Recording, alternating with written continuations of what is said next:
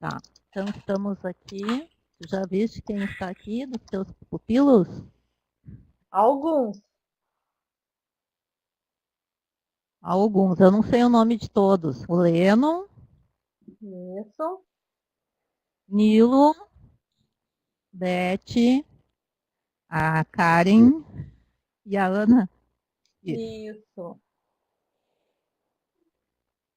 Bom, vamos fechar a porta ali só um pouquinho. E daí, Margot, tá a Renate conosco também e a Glau. Certo?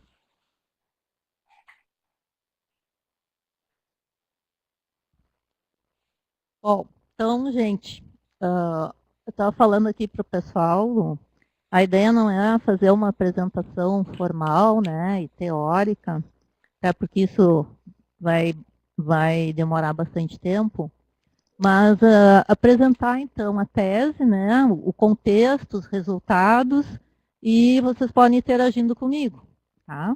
Para não ficar Ótimo. só a Margot aqui falando o tempo inteiro, né? Então, eu trabalhei na minha tese, né, as questões da ubiquidade. Eu iniciei o meu doutorado em 2014, e lá em 2014 eu fiz uma pesquisa, e isso é legal que vocês façam também nos trabalhos de vocês, né? Faz uma pesquisa no banco de teses da CAPES e eventos afins, né? Para dar uma vasculhada e verificar quantos artigos e quantas pesquisas existem sobre aquele objeto de estudo. Então, na época, eu fiz uma pesquisa e coloquei lá, ubiquidade. Baixaram 2 trabalhos da área de ciência da computação. Comunicação ubíqua, nenhum trabalho. Aprendizagem ubíqua, nenhum trabalho. Né? Isso definiu o quê? Que o meu objeto de estudo, né, tinha algo inovador até então, porque bastante pesquisas em nível internacional, mas aqui no Brasil, né, quase nenhum trabalho na área que eu me propunha a investigar, que foi numa articulação entre a educação e a comunicação. Aí apresentei para minha orientadora, né, o pessoal disse, olha, ela me disse assim, eu não entendo nada de aprendizagem ubíqua, mas se é isso que você quer pesquisar, né, vou ver o que eu consigo te ajudar. Buenas, não me ajudou em nada, né? Fez uma revisão no último dia antes de entregar a tese. E quem de fato me ajudou, adivinhem? Quem poderia ser? A Luciana, claro, a minha grande parceira. Né? Então a Lu me deu um norte, assim, eu estava meio perdido entre tantas questões, né? O que eu vou estudar da ubiquidade, da comunicação, aprendizagem, vou envolver formação docente, práticas pedagógicas. E aí a gente foi delimitando, né, um pouquinho esse caminho. Então, aqui só uma breve apresentação, né? Vou falar um pouquinho de cada item desses, e isso é importante quando a gente faz uma apresentação para a banca, né? Saber o que a gente vai abordar e não ficar nos questionando antes daquilo que a gente tinha preparado, né? Porque isso, às vezes, rompe o nosso raciocínio, aquela linearidade que a gente tem, né? Ainda no raciocínio, e às vezes nos atrapalha. Então, eles têm, né, uma abordagem geral, a Margot vai falar sobre isso, o que ela usou, etc. e tal. Tá? Pode passar. Bom, contextualizando então a pesquisa. Né? A minha pesquisa trata do contexto da cibercultura, que hoje, né, nesse atual contexto, se caracteriza cada vez mais pela mobilidade em função dos dispositivos móveis, né, pela conectividade, pela ubiquidade, que é um tema recente, como falei para vocês, e a interatividade. Depois eu vou esmiuçar um pouquinho, né, cada um desses tópicos. Importante pensar assim, né, gente? O que nós entendemos por ubiquidade? Vamos ver. O que vocês entendem por esse conceito? Podem falar, pessoal. Isso. Pessoal ali da sala, passa o microfone. Renate, se quiser Fazer-se falar, pode presente, falar. fazer, fazer-se presente em diferentes espaços simultaneamente. Alguém mais?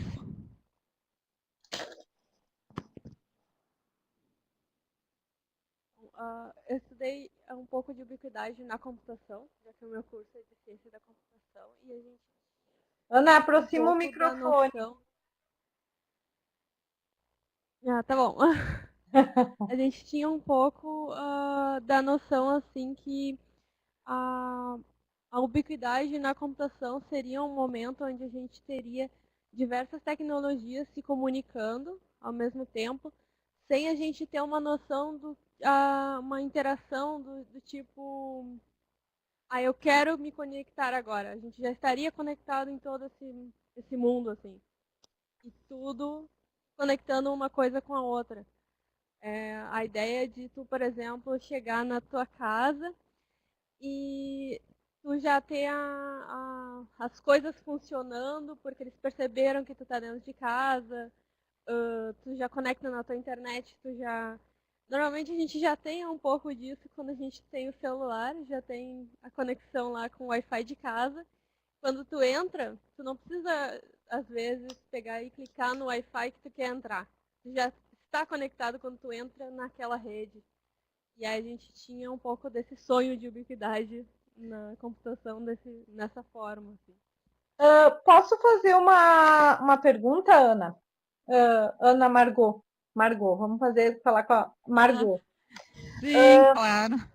Se eu tenho meu celular, tá? E eu tô caminhando na rua e eu tenho uma conta no Foursquare, tá? E aí, de repente, o meu celular sona, porque o Foursquare diz para mim que ali tem algo que o meu perfil de centro de interesse, que eu marquei lá, tem, por exemplo, um museu. Isso tem a ver com a ubiquidade? Tem tudo a ver, né, Lu? Porque a ubiquidade acoplada à possibilidade de construir conhecimento em movimento, né, me permite esse acesso em qualquer lugar e a qualquer hora. E o que a Ana falou, né, eu resgatei isso um pouco no meu referencial teórico, quando eu comecei a explicar a ubiquidade a partir, né, de várias áreas, e principalmente a partir da computação, porque a ubiquidade, né, surge no entrelaçamento da computação móvel com a computação pervasiva, né? Então, nesse entrelaçamento é que surge a computação ubíqua. E lá em 1991 ainda, um visionário, a Ana deve ter estudado, Weiser, ele dizia, olha só, em 91, né, ele dizia que a computação ubíqua é aquela justamente onde os objetos, né, da informática são invisíveis. Eles estão embarcados no ambiente, né, e essa é a grande sacada que hoje a gente tem na internet das coisas.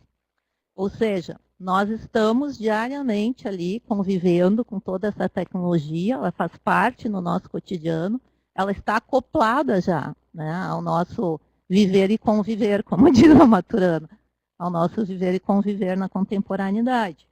E isso, gente, nos traz uma série de mudanças, né? Mudança na forma como nós nos relacionamos com o outro, mudanças como nós nos comportamos, mudanças nas questões socioeconômicas, políticas e, principalmente, né, que foi o meu foco de estudo, mudança em nossas práticas pedagógicas. Né? Por quê? Porque o nosso aluno, como a Lu falou, está ali, está vindo para a aula conectado, estudando, acessando o Moodle, vendo os materiais, chega na aula, se a gente dá uma informação errada, equivocada, no mesmo instante a gente busca, né? Dão uma gugada ali e vejam o que significa esse conceito. Então, isso, né, traz um contexto onde eu não preciso mais ir para o laboratório da informática, porque eu tenho essa informação na palma da minha mão. Né? E a Lúcia Santaella diz que quando é que essa informação se transforma em conhecimento? E vem o conceito da aprendizagem ubíqua, que é aquela aprendizagem espontânea, né, natural, e não sistemática, que prescinde sempre de um professor ensinando ou estando dentro do contexto de sala de aula. É uma aprendizagem que acontece muito mais em contexto informal do que formal, né? E quando eu vou usar essa informação, essa curiosidade que eu tenho em relação ao assunto, em um outro processo mais à frente, né, em uma situação futura, essa informação pode se transformar em conhecimento. E a partir dali eu faço as várias articulações. Então, é bem nesse contexto, né, da computação ubíqua associada à computação móvel e pervasiva, que eu delineei o meu trabalho. Eu esperava, gente, assim, quando eu escolhi a instituição, em função de que essa instituição, eu falei para vocês, né, possui um projeto institucional de uso de laboratórios móveis, e o pessoal da comunicação tem 2 professores que fizeram pós-doutorado no MIT, né, Instituto Tecnológico de Massachusetts. Eu esperava, na verdade, trabalhar muito mais com tecnologias pervasivas do que com tecnologias móveis. Mas eu não encontrei as tecnologias pervasivas, né? Eles tinham um óculos, Rafit, aquele, onde o professor estava estudando como ele poderia usar e aplicar com os alunos. Eles estavam num nível ainda muito básico de fazer pesquisa na internet, né? Então, as questões de realidade virtual, realidade aumentada, eu não tive isso nos meus dados, porque não era a prática diária dos professores, de uma instituição considerada uma das melhores, né, do nosso estado. Nota máxima, né? Mas, enfim, acontece, né, gente? Então, eu tinha uma expectativa e nesse ponto, assim, eu fiquei um pouco decepcionada, né? Como a Neia disse lá na defesa da minha tese, eu tive que tirar leite de onde não havia leite, né? Porque, enfim, a ubiquidade está ali presente de qualquer forma, né? Mas não como esperava encontrar. Buenas. Alguma questão aí, Lu? Eu acho que a Renate tem uma experiência, mesmo que pequena, né, Renate, sobre pervasividade, até que eu acho que é legal, Margot, para a gente poder, como tu disse, era um super momento, é uma super instituição, com um monte de recurso, e na verdade as pessoas não trouxeram tudo isso. Daí tu olha a Renate, né, Renate? Lá numa realidade bem distante, que às vezes nem tem tanto recurso, ela já teve uma experiência nesse tipo. Quer contar um pouquinho, Renate? Tu tá falando da robótica? Não só da robótica, mas tu me contou do óculos que vocês usaram. Ah, tá, sim, bom, eu trabalho, só para contextualizar um pouco, então, eu trabalho numa instituição no interior do Rio Grande do Sul, isso fica a 500 quilômetros de Porto Alegre, mas é uma das instituições aqui da região que tem assim, o aparato tecnológico é considerado bem bom. Eu levei para a escola o óculos de realidade aumentada, tanto para a escola para o ensino médio, e acabei levando para as acadêmicas do curso de pedagogia também. As acadêmicas adoraram a experiência, elas ficaram encantadas com a possibilidade de utilizar o óculos na sala de aula, principalmente aquelas que trabalham com alunos que têm deficiência, que é o caso da PAI. E 2 semanas depois que eu levei o óculos pela primeira vez, elas já tinham comprado o óculos e estavam levando o óculos para a sala de aula para compartilhar com as colegas. Então, elas viram a possibilidade de utilizar o óculos e a realidade aumentada também na sala de aula, a partir de experiências que agora elas estão fazendo. E aí elas trazem as experiências delas para a aula para compartilhar com as colegas.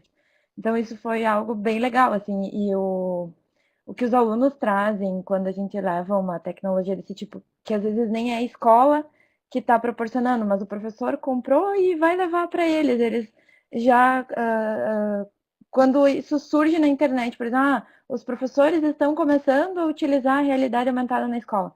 Elas já viram isso. Então, é legal quando você também começa né, apresentando uma tecnologia desse tipo. Tanto a experiência no ensino médio quanto no curso de pedagogia, as duas foram bem interessantes, assim. E o que me chama a atenção, né, Margot, que eu acho que é o que nós desejamos, é que, na verdade, a experiência da Renate com as alunas foi tão significativo para essas alunas que elas conseguiram entender a experiência e poder recriar uma situação profissional a partir do que elas viveram como alunas, né? Então, não é só o fato da gente estar usando, que é um pouco do que tu viu na tua tese, né, Margot? Quando a Meia diz assim, tira leite de pedra, né? Tem todas as pedras lá, mas não sai o leite, né? Então, assim, não adianta só ter o recurso, né? Criar uma situação que seja realmente significativa para esses alunos, ao ponto de que eles conseguem levar para a realidade profissional deles aquilo que eles vivenciaram na sala de aula. Mesmo que foi uma experiência, né, Renate? Primeira, e que se tu continuar explorando, vai aparecer muito mais outras possibilidades e oportunidades, que eu acho que isso que é importante a gente, enquanto professores, enquanto formadores de professores, e enquanto alunos, né, é poder fazer essa ubiquidade, né, que é trazer o contexto para o conhecimento e o conhecimento para o contexto, né? Com ou sem tecnologia. Claro que a gente, no caso, usa como objeto de conhecimento a tecnologia.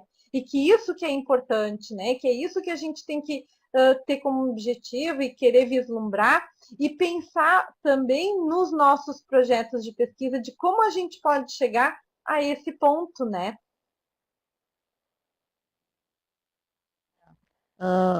Muito legal, Renate, a tua experiência, né? Eu fiquei, assim, pasma quando o professor me disse que fazia 3 meses que ele tinha óculos e estava testando óculos e não tinha testado com os alunos, né? Por que não levou para a sala de aula para ver o que podia acontecer disso?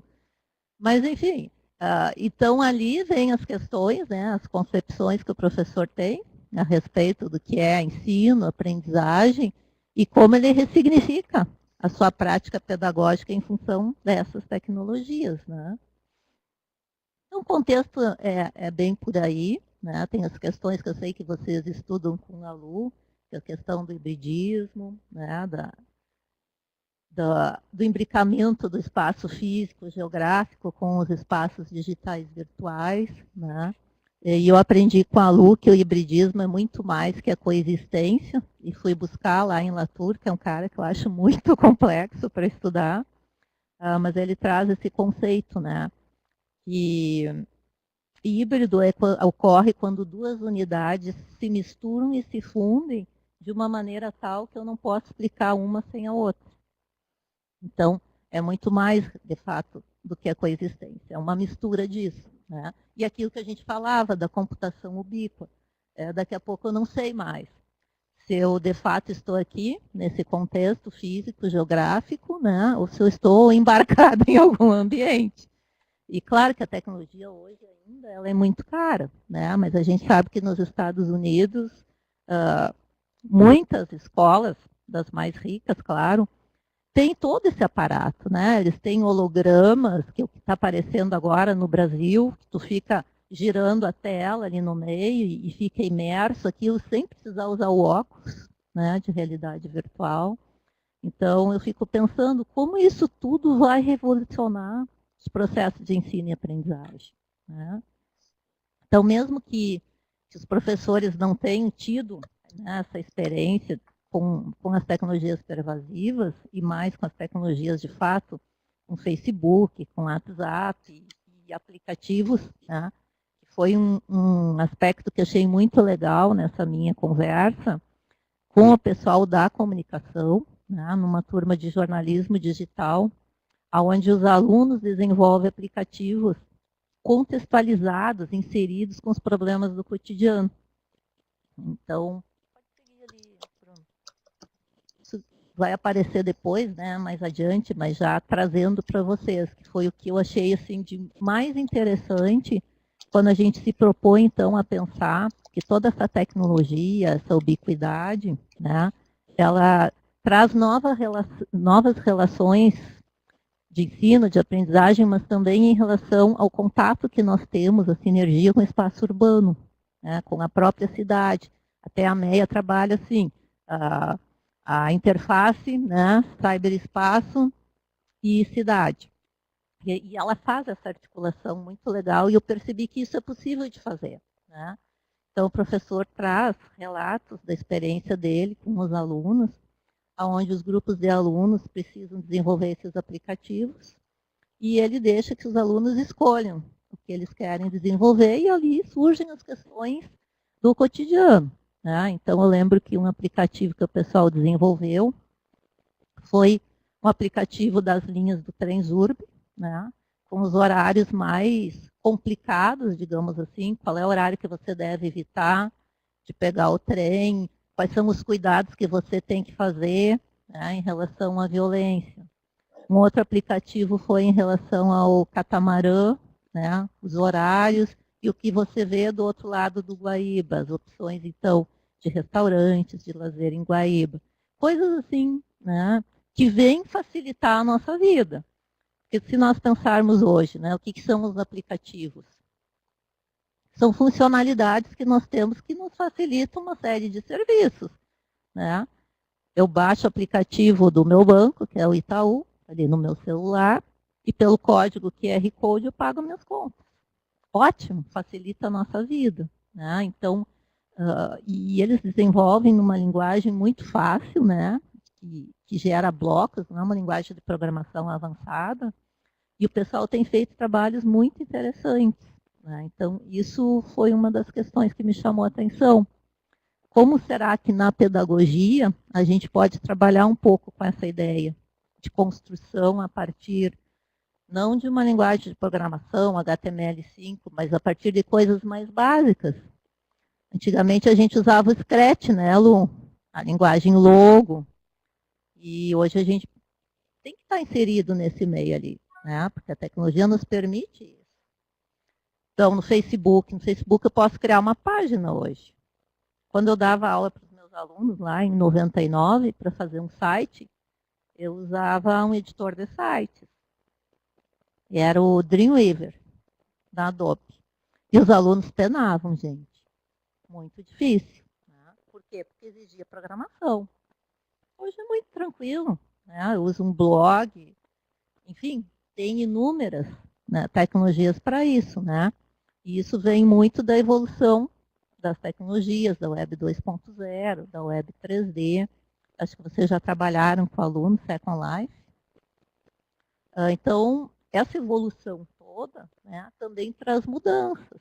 Mas se o professor não tem a intencionalidade pedagógica, isso eu trabalhei bastante na minha tese, né? Se o professor não tem essa intencionalidade, ele pode ter um arsenal de tecnologias, mas ele não vai provocar uma inovação na sua prática pedagógica.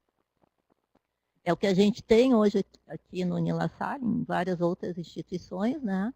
Quando chegaram os data shows nas escolas. O que o pessoal faz? Fazia e continua fazendo. Esses dias eu ouvi uma aluna dizendo assim, eu não aguento mais, a professora passa a aula inteira lendo os slides. Cada aula são 70 slides. Pô, gente, o aluno não vem para a universidade para ficar lendo os slides, né? Já sabe ler. Então, a gente pode aplicar o conceito de sala de aula invertida. Faz a leitura lá em casa, né, e vem para a aula para fazer a discussão sobre aqueles slides. Que projetos eu posso fazer em cima disso? Como é que eu vou ressignificar esses conceitos na prática, mas não fazer uma mera leitura de slides, né?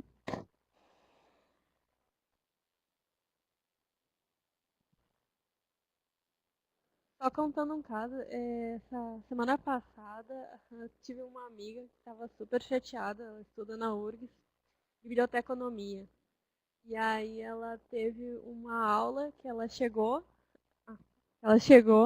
e não teve aula porque não tinha, o datashow não estava funcionando e a professora não sabia dar aula sem o datashow.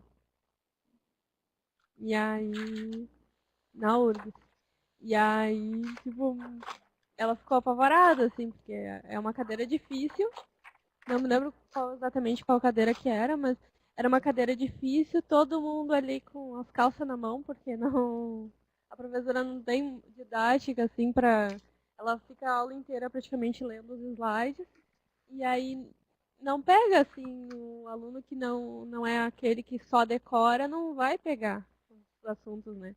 E também não é. A gente não quer aluno que só decore também, né? Deixa eu passar.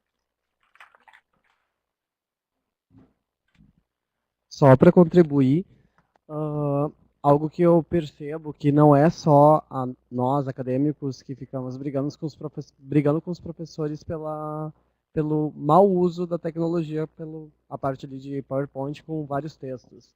Só que os acadêmicos também, uma apresentação, eles se espelham no professor. Então eu vejo vários colegas que acabam colocando slides cansativos que tu fica olhando. Algumas vezes até eu pergunto para eles se eles acham que a gente não sabe ler, porque são textos enormes ali, onde tu percebe também a pessoa que não fez o trabalho ou fez, que fica só lendo.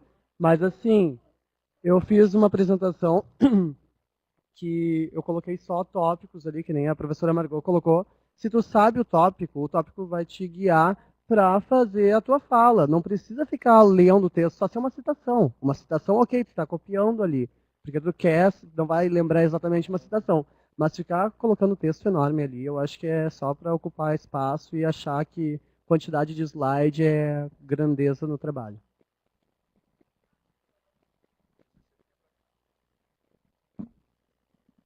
Não, é só uma observação também em relação ao que a Ana, o Lena, a professora Margot está falando, da questão dos slides com muitos textos e os alunos, querendo ou não, acabam reproduzindo isso nas suas apresentações. É porque eles não têm um exemplo adequado em sala de aula. Que nem eu vejo assim, os meus professores de letras, eu não tenho o que falar deles, porque eu acho que eles são ótimos professores, eles não utilizam dessa maneira. Só que eu tenho muitas cadeiras gerais, que eu tenho com professores de outros cursos. E é aula, slide, slide, slide, slide. E aí, que nem eu até faço uma cadeira esse semestre, nós tivemos prova essa semana, e daí nós estávamos conversando o que vai ser a prova. Porque ele só passou slide, slide, texto, texto, e toda aula, o que ele explica pelos slides é a mesma coisa. O grau 1 inteiro, ele passou o grau 1 inteiro falando a mesma coisa, os mesmos slides. E aí? É bem complicado, sim. E era uma cadeira que tinha tudo para ser maravilhosa, porque é uma cadeira de pesquisa. Tu vai fazer uma disciplina de pesquisa com slides cheios. É bem complicado isso. Acho que muitos professores deveriam, como é que eu vou não se adaptar, mas reconfigurar exatamente.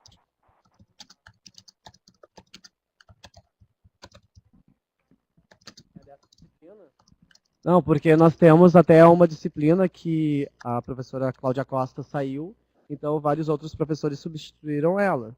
Mas tem disciplina ali de alfabetização e letramento, ou alguma coisa assim envolvendo a criança, que a gente está aprendendo sobre a biblioteca e não sobre outra parte, onde vai criar, sabe, o grau 1 inteiro só de um assunto e ainda o que vai ser da aprendizagem da criança só com uma tomada.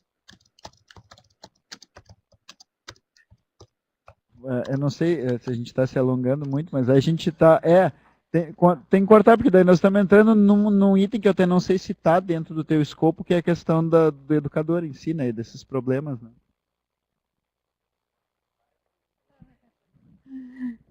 Lu, volta ali no meu slide. O que o pessoal está falando é bem pertinente, né? E a gente entra na questão da formação dos professores, né, gente? Por quê? Não, fala, pode falar.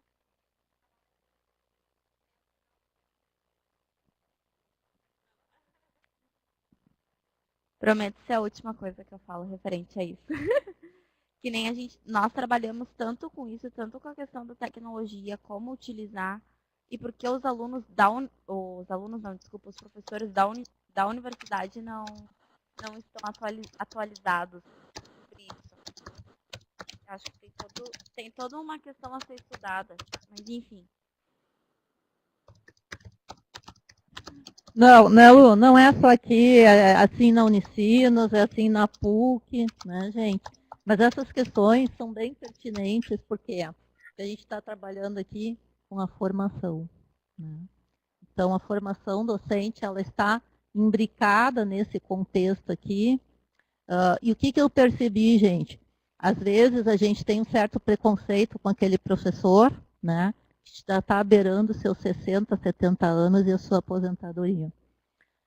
E não é bem assim. É óbvio que os mais jovens já nasceram no mundo digital, estão conectados, a tecnologia faz parte do cotidiano deles, né? E eles usam, às vezes, com maestria, às vezes nem tanto. Mas um dos fatos que me chamou a atenção na minha pesquisa... Pode passar ali, Bruno, por favor. Dá uma puladinha que eu quero mostrar quem foram esses professores aí. Vai mais. Não, passou uma. Não é ali. Vai passando mais um pouquinho. Passa mais. Tá ali. Faz aquele hiperlink lá para mim. Tá. Então aqui, gente, ó. Quem foram os meus 7 professores entrevistados, né? Foram professores de várias áreas, né? Da comunicação, nutrição, física, administração, comunicação social, o pessoal envolvido na comunicação ali, especialmente em relação ao jornalismo, né? E, olha aqui, anos de serviço, né? 18 anos, 23 anos. Pois então, para vocês eu posso contar que esta professora de física, com 23 anos de idade, me encantou. O trabalho dela é apaixonante, né?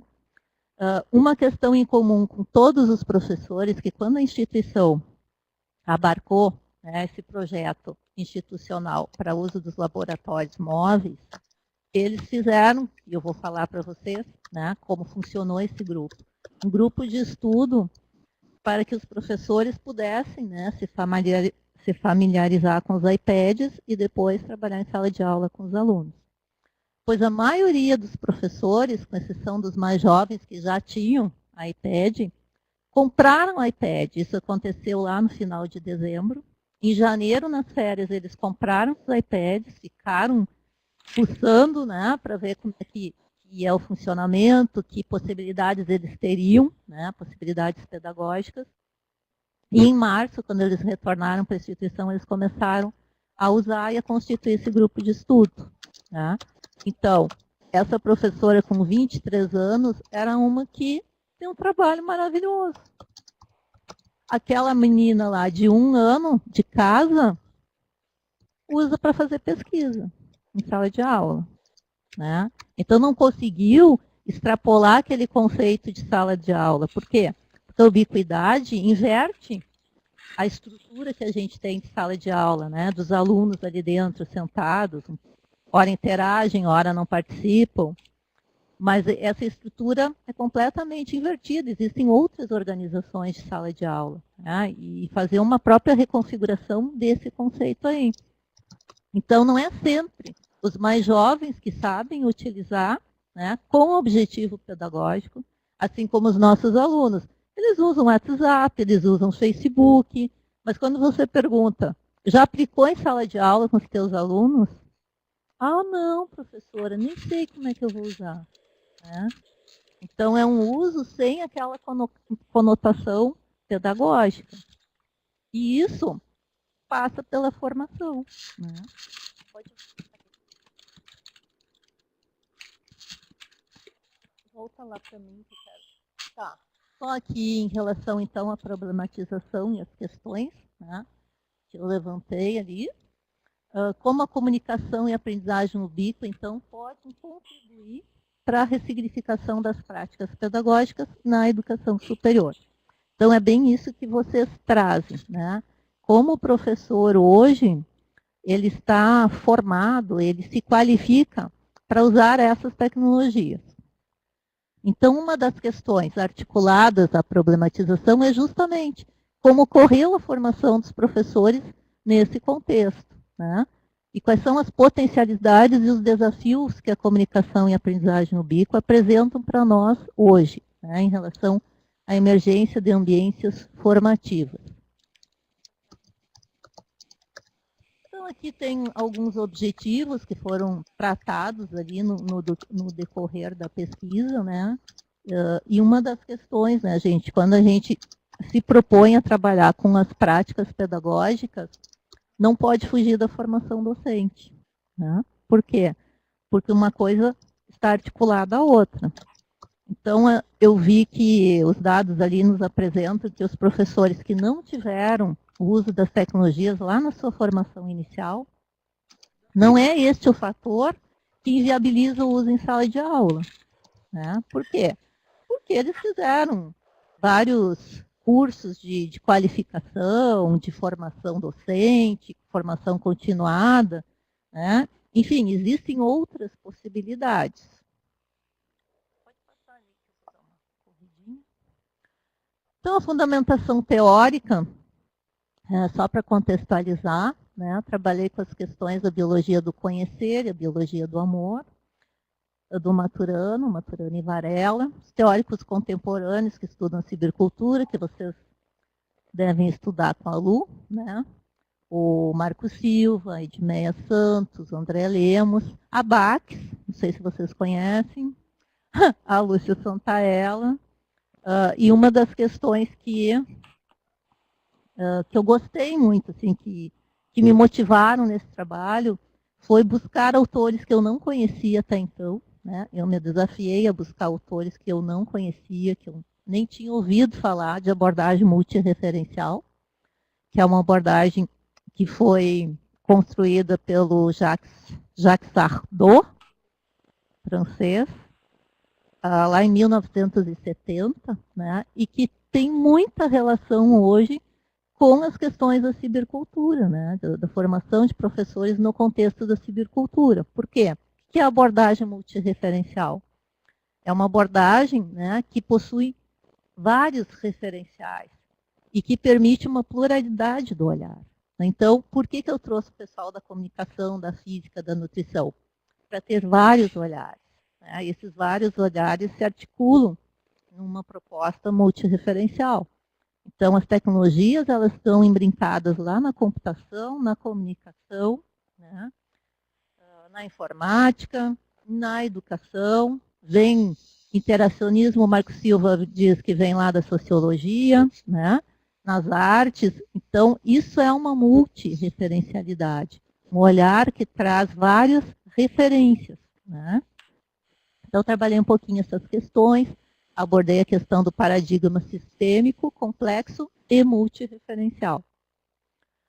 Em relação à formação dos professores, tentei sair um pouquinho ali dos mais usados, né? O novo, o Tardif, como eles são clássicos, eu usei, mas para vocês, para quem estuda formação de professor, né? Eu indico o Roberto Sidney Macedo, ele é ótimo, trabalha muito bem, tem um outro enfoque de formação, alinhado com a Jossot,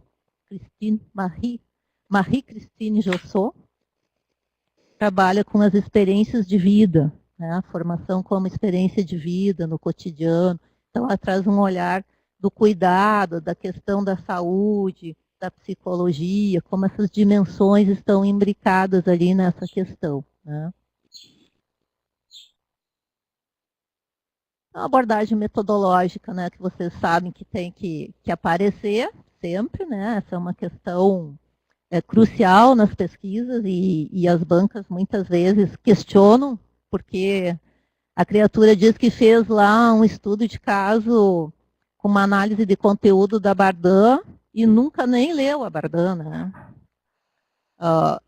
Aí que eu coloquei a pesquisa qualitativa, estudo de caso e características da pesquisa formação. Então, por indicação da Edmeia, eu coloquei ali depois, na tese final, né, estudo de caso multireferencial. Porque eu envolvi, né, essa pluralidade de opiniões e de olhares. Vocês já estudaram alguma coisa referente à pesquisa-formação? A Glaucia, Quem trabalha muito bem com a Gláucia. Cadê a Gláucia que não se ela manifestou? está no chat. Ah, é que a gente agora não tem acesso aqui ao chat. É. Bom, então,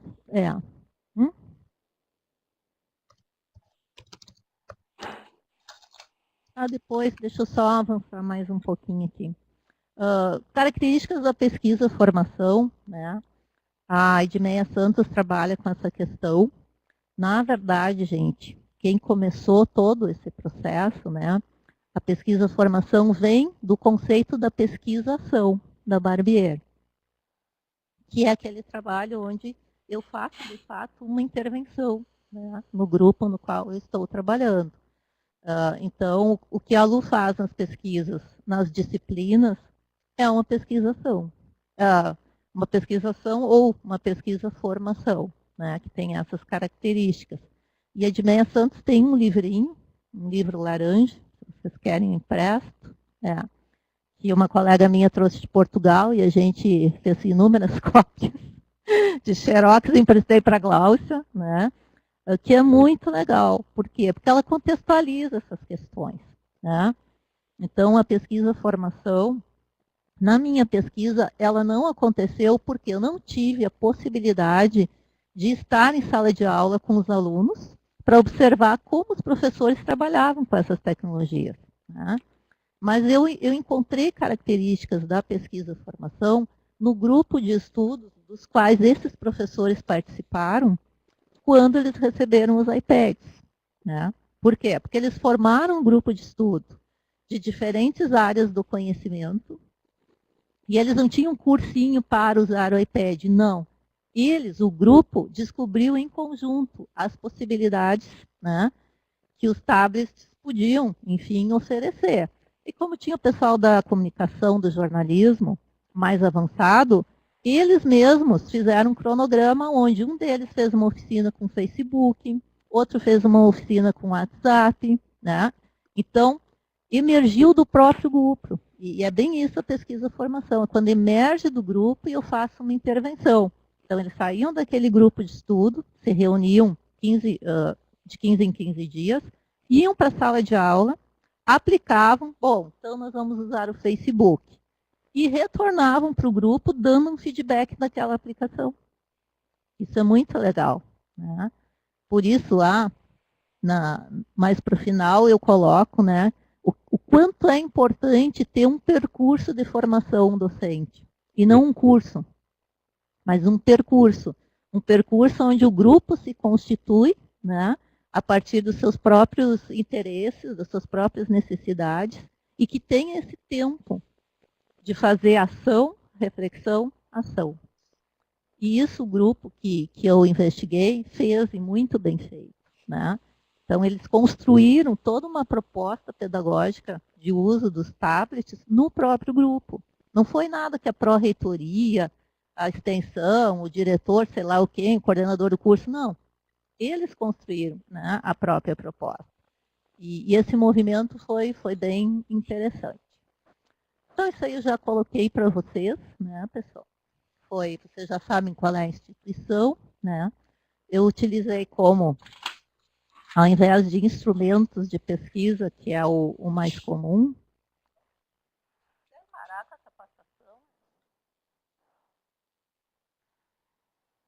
O pessoal sempre coloca instrumentos de pesquisa, né? Na abordagem multireferencial, o Ardô trabalha com dispositivos. O que são dispositivos? São meios, são estratégias, né, tanto intelectuais quanto materiais, que me possibilitam olhar um determinado objeto. Então, usei ali, em toda a minha pesquisa, a questão de dispositivos. Dispositivo pode ser aquela representação que eu fiz para contextualizar a pesquisa, uma outra representação que eu fiz no final, né, que foi sobre a questão da ecologia da ubiquidade. E eu não tinha muitos dados. Eu fiz uma análise textual, então, a partir de artigos e do site que especificava esse trabalho dos laboratórios móveis e as entrevistas semi-estruturadas com os professores, né? Foram 7 professores, 1 hora de entrevista com cada professor, e depois haja paciência para fazer a degravação dessas entrevistas, né, gente? É um trabalho bem árduo. Então, eu não usei análise de conteúdo, tá, como metodologia de análise, né? Eu utilizei análise textual discursiva, a famosa ATD, que é de um professor da Unijuí, foi ele que construiu, né, o professor Roque Moraes, já falecido. E na PUC tem uma professora, a professora Valderez, que trabalhou junto com ele e trabalha. Foi a única disciplina que eu fiz no meu doutorado que eu aprendi algo mais, sabe? Que valeu a pena. Eu estava arrebentada na minha coluna, usando colete, eu ia nas aulas da professora. Por quê, gente? Eu acho que a Lu conhece, já usou, né? Ele me permite justamente trazer as narrativas dos professores, né? Colocar ali o contexto, trazer as narrativas, aqueles dados, e interpretar essas narrativas, né? Então, primeiro eu faço uma desmontagem daquele texto, estabeleço as relações, as unidades de análise, e depois eu construo o metatexto. São etapas assim, bem interessantes de trabalhar, né? Quando for para o mestrado em educação, eu quero até fazer uma disciplina de metodologia para trabalhar a análise textual discursiva, que eu sei que o pessoal tem bastante dificuldade nas metodologias de análise, né? Lu, quer fazer alguma colocação? Não, acho que vamos avançando, né? Até para a gente poder ver o final dessa história. Isso, isso. Então, gente, eu achei isso muito legal, né? E me ajudou bastante. Depois que eu fiz aquele processo da unitarização dos textos, né? Que é colocar ali aquilo que o professor falou e não aquilo que eu interpretei a respeito, né? Mas ser fiel à fala do professor, a narrativa do professor. Eu coloquei todas as entrevistas numa nuvem de tags, né? Para ver o que emergia disso. E aí vocês podem ver que está bem articulado com as questões que eu me propus a trabalhar, né? Comunicação, ubiquidade, formação, práticas pedagógicas, professor, ubico, universidade. E a partir daí, passa ali, Gustavo. Eu fiz, então, a categorização, né, e as subcategorias e comecei a trabalhar em função disso. Esse é um trabalho árduo, demanda muito tempo, mas depois que a gente tem isso muito bem organizado, as ideias fluem, né? As ideias se articulam. E essas categorias, gente, elas não são estanques, né? Elas se articulam, elas se movimentam entre si. Eu não tenho como separar o contexto da ubiquidade nos processos de ensino e aprendizagem da interatividade, da constituição, né, dos espaços de convivência híbridos e ubíquos e assim por diante. Metodologicamente, a gente precisa fazer isso, mas é muito difícil fazer essa separação, né? Pelo contrário, a ideia é que elas se articulam e existe uma inter-relação entre essas categorias. Bom, então, o que emergiu, né, das narrativas dos professores? A configuração do hibridismo e da ubiquidade nas práticas pedagógicas, né? Então, os professores, muitos colocaram, como eu falei para vocês, usando o Facebook, o WhatsApp e o desenvolvimento dos aplicativos, e o quanto isso mudou a prática pedagógica e as concepções que eles tinham a respeito, né, da aprendizagem e do ensino. Situações de aprendizagem problematizadoras, significadas no cotidiano do estudante, né? Eles traziam isso, por exemplo, uma professora relatou que as alunas da pedagogia estavam com uma questão de uma outra disciplina que falava sobre cultura, sociabilidade, e não sabiam que tipo de trabalho iam fazer. Então, a professora sugeriu que elas fizessem uma visita nos museus, né, em centros culturais de Porto Alegre, em museus, fotografassem, produzissem um vídeo e postassem isso no blog. Olha só, quantos trabalhos. Né? E elas fizeram essa articulação com uma outra disciplina. Então, a inserção ali da questão da cidade, dos espaços urbanos, né, com o cyberespaço.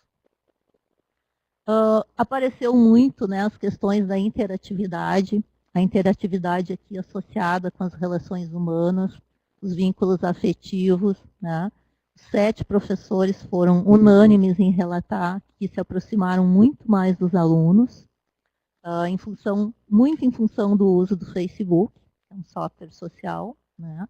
Inclusive, uma professora falou o seguinte, que quando ela usa o Moodle, ela é a professora, é a instituição que está falando. E quando ela usa o Facebook, é ela. Né? É a pessoa que está ali se colocando, se expondo um pouco mais para os alunos, os seus interesses. Houve relatos também de alunos que formam os grupos no Facebook e postam de madrugada, feriadão de Páscoa, eles continuaram trabalhando. Quer dizer, é bem aquela questão, né, do espaço da sala de aula, que vai além do espaço da universidade, aquilo que vem de fora. Muitas questões também ali, né, relacionada com aceitação mútua, ou seja, se colocar no lugar do aluno também, né, ser ao mesmo tempo aprendente e ensinante. As questões de autoria, né, de autonomia apareceram bastante, da interatividade de novo, né, e a importância, gente, de se configurar um espaço que a Lu chama, né, um espaço de convivência comum, onde de fato existe toda essa intenção do diálogo com o aluno, né, da empatia, das relações que ali se estabelecem, de respeitar o que o aluno traz do seu contexto. É bem o que a Lu dizia, né, a ubiquidade ela vem para contextualizar a sala de aula, para trazer o cotidiano do aluno para dentro da sala de aula. Eu acho que... Bom, fala, Lu. Eu acho que quando a gente pensa em ubiquidade, a gente tem uma grande potencialidade para a educação, porque a gente pode trazer a informação, trazer o mundo que está num contexto para dentro da sala de aula, na mesma medida que a gente pode trazer o mundo da sala de aula para dentro do contexto. Aquilo que a Margot falou antes no início, a gente às vezes fala uma coisa na aula e às vezes a gente se engana. E o aluno imediatamente chama o Google e ele traz todas as informações que estão fora da sala de aula para dentro da sala de aula, né? Assim como também, às vezes, os alunos nem chegaram na sala de aula e já estão lá no Moodle, acessando, vendo as coisas. Então, essa fragilidade da fronteira dentro e fora da sala de aula, ela fica muito evidente. E que isso é muito bom, né? A gente estava antes discutindo aqui no chat um pouco da formação dos professores, e a gente diz, o aluno repete o que o professor faz, né? O Lennon trouxe lá, o professor enche a lâmina, o aluno enche a lâmina de texto porque ele vê o seu professor assim. E o professor faz isso porque na sua formação também é assim, né? Então, essa mistura entre as coisas que a gente vive no cotidiano, né, no dia a dia, com as coisas que a gente vive na aula, através dos dispositivos móveis e através dos aplicativos, essa ubiquidade nos ajuda a romper e a resolver um monte de problema se a gente estiver disposto a isso, né? Se a gente sentar juntos e conversar e pensarmos juntos, em construirmos as coisas juntos, Vejam bem o que a Margot falou do grupo que se organizou para a utilização do tablet e fez, através desse grupo, o seu próprio processo de formação, né? Então, acho que aqui a gente tem vários elementos para nos ajudar a pensar o nosso projeto de educação online, né? E trazer junto aí várias coisas que vêm nos incomodando. A Renate e eu, a gente também, depois discutimos aqui no chat de novo, a gente estava discutindo como será a formação de um professor que vai trabalhar com robótica com os seus alunos.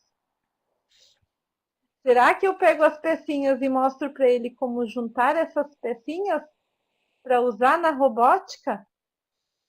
Né? Ou será que eu devo propor a robótica para ele pensar o seu próprio conhecimento?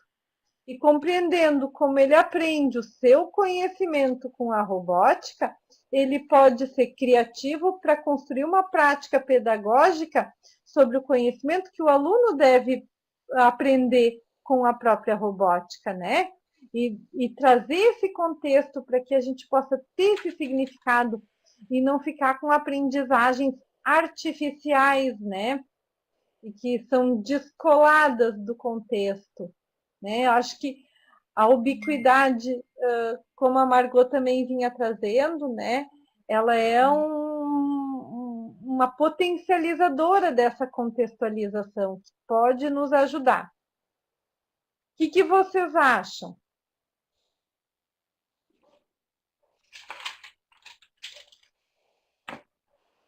Lu, quem sabe eu coloco algumas questões sobre a formação. Ótimo. E a gente discute mais para o final, para eu poder concluir, pode ser? Ótimo, pode sim. Volta ali, por favor, Gustavo. É que como desapareceu a apresentação, Margot, achei que tu já estava terminando. Sim. Não, ainda não, mas eu vou dar uma corridinha ali. Tá, pode pular ali.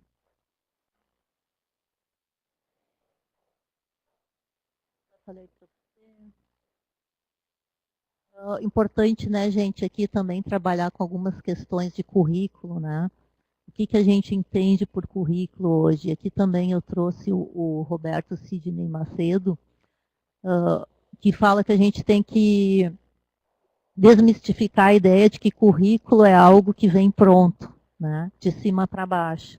O currículo hoje ele tem que ser construído, né, socialmente construído. Então, um currículo que traz o cotidiano para dentro dessa, né, da sala de aula e da universidade.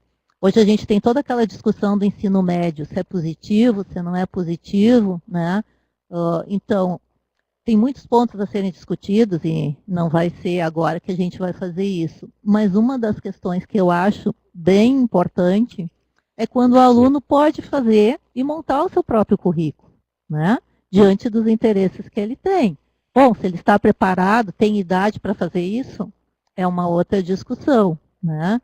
Vocês têm um currículo pronto, mas que legal seria se eu pudesse fazer disciplinas de outros cursos que me chamam a atenção.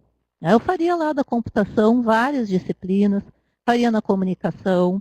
Parece que a gente tem um leque muito estanque desse currículo, tanto na educação básica quanto na universidade.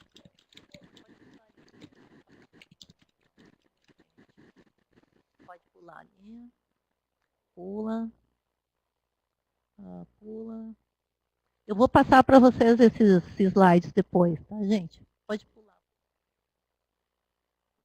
Tem um quadro ali de formação docente aqui.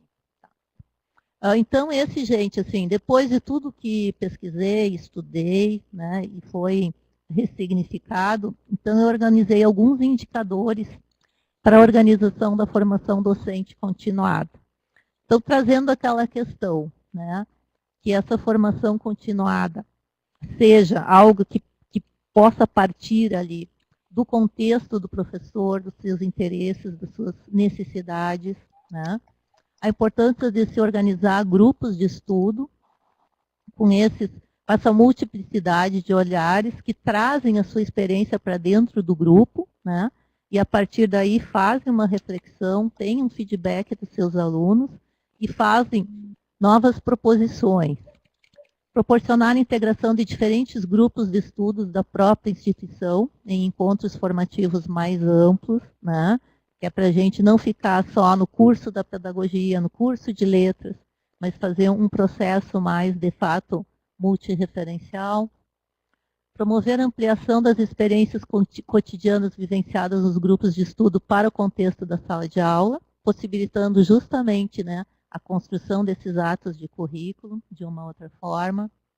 Promover workshops tanto com os próprios professores da instituição, quanto com professores convidados. E essa é uma questão que é muito interessante, porque eu participei de muitos workshops aqui da instituição, nas formações docentes continuadas, e os professores sempre falam, né, como é importante compartilhar experiências. O meu colega que está na sala do lado não sabe o que a Margot está fazendo, o que a Luciana faz em suas disciplinas. E nós também não sabemos o que os outros colegas fazem. Quanta gente está trabalhando com projetos de aprendizagem e eu e a Lu pensamos que somos só nós duas, né, Lu? Então, isso é importante, né? E os professores do grupo de estudo trouxeram essa questão. Compartilhar experiências é muito mais produtivo do que eu trazer um palestrante expert em metodologias ativas, que é, né, a moda agora. Tudo é metodologias ativas. Então, vamos ver o que cada um promove de metodologia diferente dentro do próprio grupo, né? Isso nós não temos, gente, porque isso demanda carga horária, isso demanda pagamento para o professor. Então, tem uma série de ordem estrutural que não permite que se faça esse percurso de formação, né? Enfim, tem outras questões aí. E aqui, gente, então, para concluir, né, eu vou disponibilizar o link da minha tese e essa apresentação, se vocês têm interesse. Vocês lembram que lá no início... Lá para mim, por favor, Gustavo. Ali naquele pontinho lá em cima. Eu acho que isso é importante porque a gente começa a tese pensando em algumas questões, né?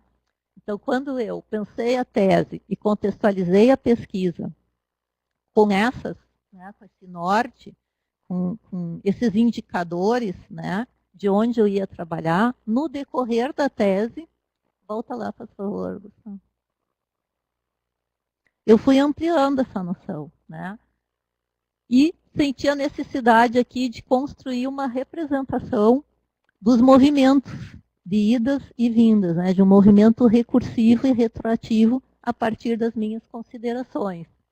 Então, aqui eu coloco lá o contexto, aquilo que eu falei lá no início, né, a computação móvel, pervasiva e ubíqua, a comunicação ubíqua, então, não mais unidirecional, né, mas multidirecional, multidimensional e dialógica, que promovem todo esse processo de interatividade em novos espaços e tempos de aprendizagem, né, que perpassam aqui a multireferencialidade, o híbrido e o ubíquo, trazendo novas ambiências em práticas pedagógicas e em processos formativos, né? Então, isso eu chamei de ecologia da ubiquidade, no sentido que cada elemento está interrelacionado, ele é interdependente e interconectado com os outros, né?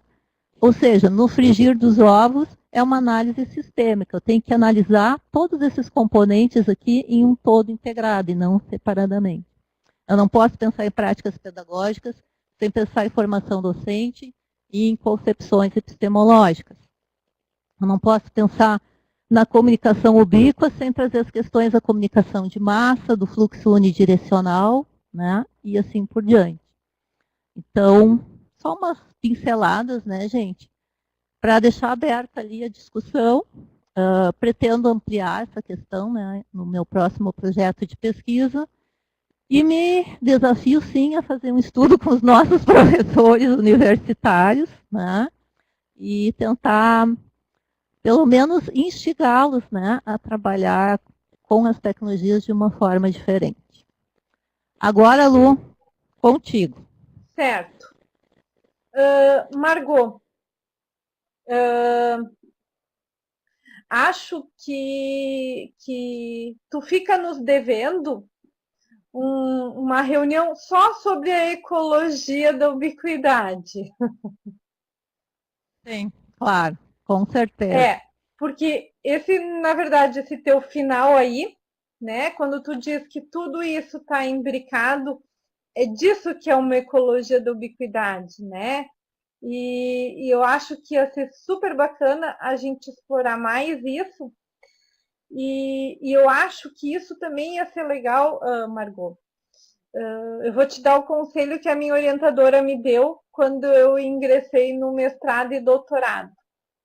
A minha orientadora disse assim para mim: Lu, tu vai entrar no mestrado e no doutorado e tu tem que ter um projeto de pesquisa, né?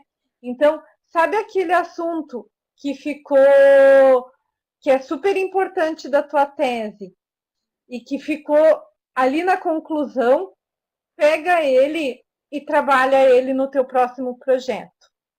E foi o que eu fiz, porque eu peguei o meu... É o que eu vou fazer, isso mesmo. O meu projeto, quando eu entrei no Nila Salle, ele foi sobre o acoplamento estrutural, que foi ali no final, ali nas análises dos dados, que emergiu toda a questão das 3 dimensões do acoplamento estrutural, e que eu deixei só para discutir um pouco ali na conclusão, e que eu tinha muita coisa ainda para dizer, e que, na verdade, é um outro projeto de pesquisa, né?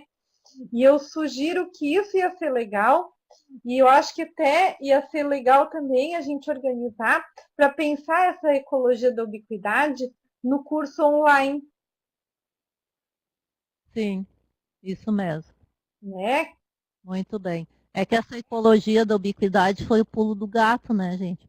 Foi a minha grande sacada que eu tive aos 45 do segundo tempo. Então ela ficou nas considerações finais.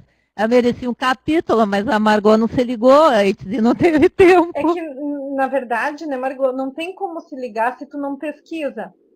Tu pesquisou, tu fez toda a pesquisa exploratória e tu jogou tudo para cima, né? E daí, quando tu joga tudo para cima, tu vê tudo que é, né? E daí ali tu agarrou as coisas que foram bacanas, e que bom que tu conseguiu agarrar elas, mas eu acho que esse seria um bom tema para o teu próximo projeto de pesquisa, e que ao mesmo tempo tu já tem esse material, né? Tu não vai agora, tipo, sangria desatada, catar do nada alguma coisa, né? E que merece, eu acho, merece todo um investimento ali bem detalhado para ajudar a pensar esses cursos online, né? Principalmente dentro da universidade, que a gente está criando e que vai continuar criando e cada vez vai ampliar mais, para que isso seja algo realmente dentro do contexto da cybercultura que a gente vive hoje. E que não seja um curso de formação de massa, que é o que se caracteriza muitas vezes os cursos online. É a nossa preocupação. Curso de formação de massa. E quando se pensa numa ecologia da ubiquidade, não se pensa em curso de formação de massa. Né? Isso mesmo. Que é a nossa grande preocupação, né, Lu? Mas, enfim, a sugestão aceita, vou trabalhar em cima disso com certeza e estou à disposição para conversarmos quando vocês quiserem. Isso.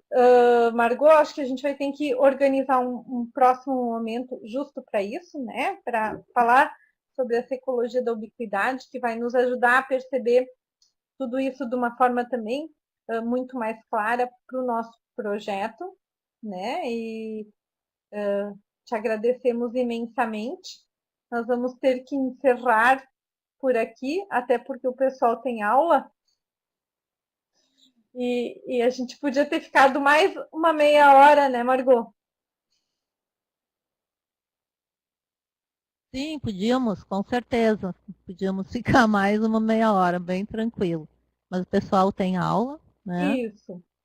Então, agradeço, gente, pela paciência, né? Fico, com certeza, vamos conversar mais sobre isso. Assim, é um longo caminho, né? O doutorado é um longo caminho, o mestrado também. Se constituir pesquisadora não é uma tarefa fácil, mas é desafiadora, né? E a gente aprende muito. Então, eu penso que todo professor acadêmico não deveria parar os seus estudos no mestrado, né, Lu? Não, não.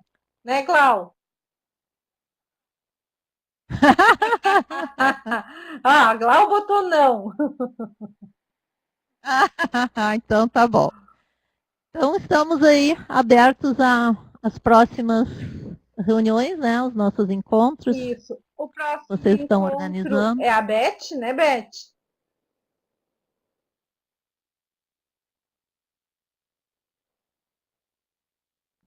Sim. Ah, Aham. Tu acha que eu preciso fazer a apresentação, Lu? não, Beth, cada um vai tu organizar. E até assim, ó, olha o que a gente foi discutindo durante as reuniões.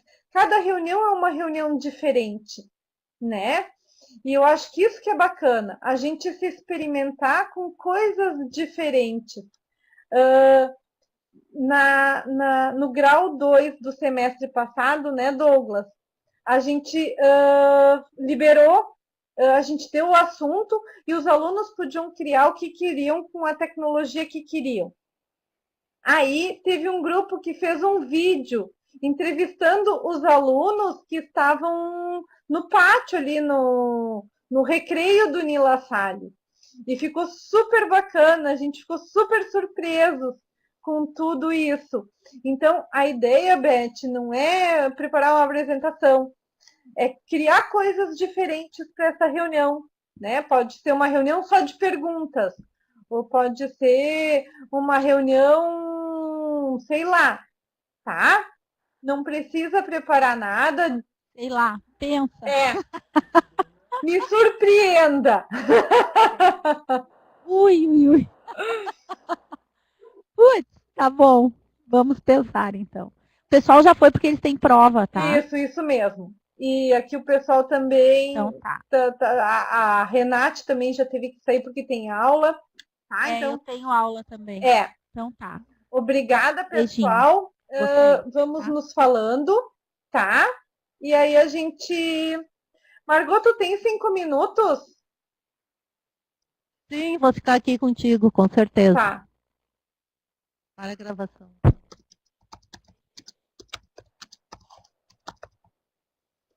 O Newton quer falar um pouquinho contigo. Sério.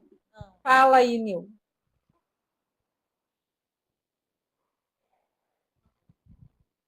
Não, eu tô ensinando a Margot a não esquecer meu nome. Ela falou Newton, eu dispenso no Egito, Rio Nilo, tu não vai esquecer mais. E ele quer te pegar pelo braço, Margot. Não, é que agora tu já pegou ela 5 minutos, então eu já perdi o meu braço, né? Mas eu vou, até pelo, assim, ó, tava tudo interessante, mas só o que ela falou no final, que é o gancho ali da questão de formação também, eu vou, é bom que eu já falo para as duas ao mesmo tempo, eu vou te encaminhar, Margot, o e-mail que eu passei para a Lu, com algumas coisas que vieram na minha cabeça, assim, depois da última reunião que eu vim, né, que na última eu não tive, que foram duas coisas que eu pensei que eventualmente eu poderia colocar como, não sei se aqui no La Salle chama de pré-projeto, ou se já é projeto. Memorial. Enfim, mas para digamos assim, para o material para candidatura ao mestrado, né? E aí vieram assim algumas coisas, eu rabisquei ali, rabisquei é bom, né? No e-mail é um negócio. E mandei para ela, daí ela disse, olha, vai ter esse negócio da Margot, daí tu vai conseguir enxergar, porque como eu não sou educador, né, de formação, né, e de atuação, eu teria que te contar toda a minha história para tu saber, mas estou saindo da tecnologia e vindo para esse lado agora, né, eu não sei se as minhas ideias são pertinentes ou são muito repetitivas, ou são, eu vou estar, até eu falei na última vez, da última reunião que eu estava, que eu tinha mandado um artigo lá para ver se era aprovado na ABP do Com, né, em São Paulo, e foi aprovado. Sério? E foi um artigo que eu, na verdade, novembro agora. Então, tipo, vou lá para aprender, né, quer dizer, do comunicação e tal, e vai estar junto com o evento do Global Meet da Unesco, né, lá na PUC. Então vai ser. Agora, uma historinha assim, ó, quem me indicou isso foi meu padrinho, que ele é doutor em comunicação. Ele disse, Nildo, tem que ir nesse negócio de cara, não dá, em novembro, eu ir para São Paulo, não tinha nem financeiramente. Ele disse, não, eu vou te dar as passagens, tu vai mandar esse artigo e tu vai. No outro dia, ele disse, ó, tô te enviando e-mail com as passagens. Então, tipo, putz, né, então o negócio tem que acontecer. Então, eu vou lá para aprender, né? Realmente com tudo isso e poder ver aonde eu estou pisando. Mas eu vou te mandar esse materialzinho que eu tenho, até o artigo que eu mandei para lá, para tu ver o que mais ou menos eu tenho na cabeça, para tentar delinear se talvez. Porque eu disse para a Lu do projeto que ela apresentou, né, que foi a aula dá para puxar vários projetos separados para abrir esse leque, né? Então, dentro disso que é a minha expectativa da coisa. Eu preciso só do teu e-mail que eu quero te mandar essas coisas. Peraí que eu já vou. Tem uma folha aqui. Peraí, vou devolver para ela que daí aqui a gente fica no... Nilo, até assim, a Margot começa a fazer aproximações com o PPG e ela é para fazer parte do corpo docente.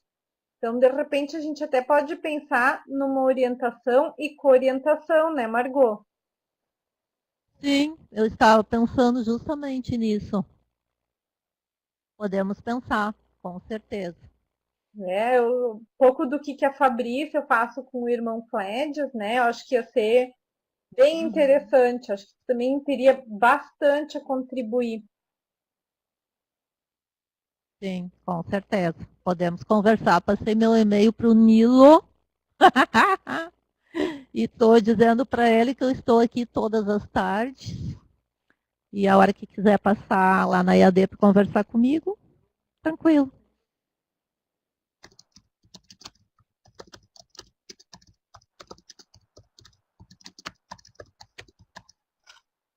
Quarta-feira é o dia que eu tenho chefe.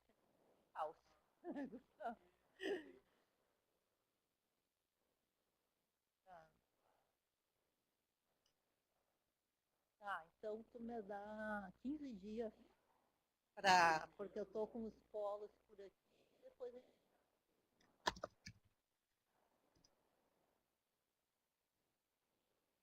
Tá bom, tchau, guri. Tô dando tchau pro Nilo aqui. Tchau, Nilo. Lu, tu fez algum print ali da tela? Fiz. Oba. Vou botar no nosso grupo. Por quê? Hã? Vou botar no grupo do Facebook. Pode parar. Isso. Eu queria articular